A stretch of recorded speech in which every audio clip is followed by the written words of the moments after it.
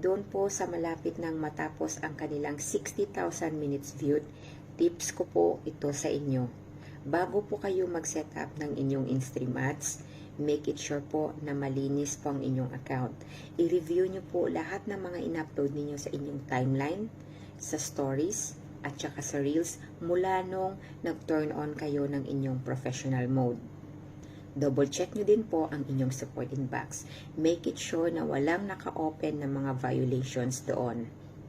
Huwag nyo pong antayin na ma-reject po kayo sa inyong in-stream ads bago po kayo maglinis ng inyong account. Dahil pag hindi po kayo nakapag-set up ng inyong in-stream ads, magbabawas at magbabawas po ang inyong 60,000 minutes viewed. Lahat ng pinaghirapan ninyo, effort, puyat sa pagla-live ay mapunta sa wala. Bagamat, kahit po na-reject po kayo sa inyong in-stream ads, huwag po kayong mawala ng pag-asa. Maglinis po kayo ng inyong Facebook account. Mag-request po kayo ng account review sa Facebook support. Ngayon pa ba kayo susuko na umpisahan nyo na? Malayo na ang narating ninyo.